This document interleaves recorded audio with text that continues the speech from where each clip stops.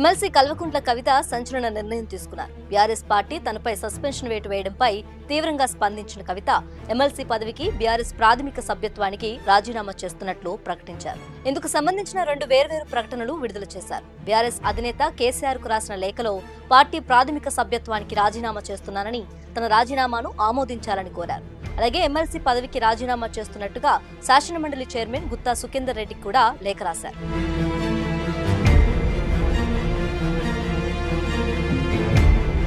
BRS పార్టీలో జరిగిన సంచలన పరిణామాల అనంతరం ఎమ్మెల్సీ కవితపై సస్పెన్షన్ వేటు పడింది. ఈ మేరకు బుధవారం తెలంగాణ జాగృతి కార్యాలయంలో మీడియా సమావేశం నిర్వహించిన కవిత పార్టీ వ్యతిరేక కార్యక్రమాలకు పాల్పడ్డట్టు బీఆర్ఎస్ సస్పెన్షన్ వేటు వేయడాన్ని తప్పుపట్టారు. తానెప్పుడూ వ్యతిరేకంగా ఎప్పుడూ ప్రవర్తించలేదన్న కవిత ఎక్కడా అన్యాయం జరిగితే అక్కడికి వెళ్లి మాత్రమే మాట్లాడానన్నారు. జైలు నుంచి బయటకు వచ్చిన తర్వాత కొంత విరామం తీసుకొని 2024 నవంబర్ నుంచి ప్రజా సమస్యలపై పోరాడానని, పార్టీ శ్రేణులను కూడా కలుపుకుని ముందుకు వెళ్లానని చెప్పారు.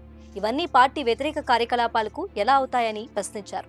తాను అధికార కాంగ్రెస్ పై పోరాడితే బీఆర్ఎస్ లోని కొందరు తనపై పనిగట్టుకుని దుష్ప్రచారం చేశారని మండిపడ్డారు. సామాజిక తెలంగాణ కోసం కట్టుబడి ఉన్నానంటే అందులో తప్పేముందని ప్రశ్నించారు.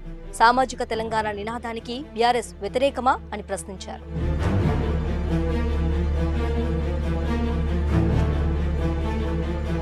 తన మీద కుట్రలు జరుగుతున్నాయని పార్టీ ఆఫీసులో కూర్చొని మాట్లాడితే పార్టీ వర్కింగ్ ప్రెసిడెంట్ కేటీఆర్ తనకు ఫోన్ చేసి మాట్లాడారా అని ప్రశ్నించారు. కుటుంబం విషయాలు పక్కన పెడితే పార్టీలో ఒక ఎమ్మెల్సీ సమస్య గురించి చెబితే పట్టించుకోరా అని అడిగారు. ఇప్పటికే తాను ఆ మాటలు మాట్లాడి 103 రోజులు అయిపోయిందని తెలిపారు. కేసీఆర్ వద్ద నుంచి కమ్యూనికేషన్ రావాలని తాను ఆశించలేదని, వర్కింగ్ ప్రెసిడెంట్ నుంచి ఫోన్ రాకపోవటం ఆశ్చర్యం కలిగించిందని తెలిపారు. కేటీఆర్ తనది రక్త సంబంధమని, పదవులు పోతేనో పార్టీలో నుంచి సస్పెండ్ చేస్తోనో పోయే బంధం కాదని అన్నారు. అయితే పార్టీలో ఉండి డబ్బు సంపాదించుకోవాలని, వ్యక్తిగత లబ్ధి పొందాలని చూస్తున్న వారు తమ కుటుంబం బాగుంటకూడదని, తాము ముగ్గురం కలిసి ఉండొద్దని, తమ కుటుంబం విచ్ఛిన్నం కావాలని చూస్తున్నారని సంచలన ఆరోపణలు చేశారు.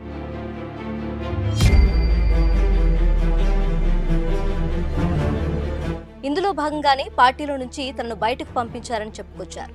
ఇది ఇక్కడితో ఆగిపోదని, కేసీఆర్ ఆయన చుట్టూ ఏం జరుగుతుందో చూసుకోవాలని అభ్యర్థిస్తున్నానని చెప్పారు. రేపటి రోజున ఇదే ప్రమాదం రామన్నకు, తన తండ్రి కేసీఆర్ కు పొంచి ఉందని చెప్పుకొచ్చారు. బీఆర్ఎస్ పార్టీని వారు హస్తగతం చేసుకునేందుకు చూస్తున్నారని 2 ప్రముఖ నేతలను ఉద్దేశించి తీవ్ర ఆరోపణలు చేశారు.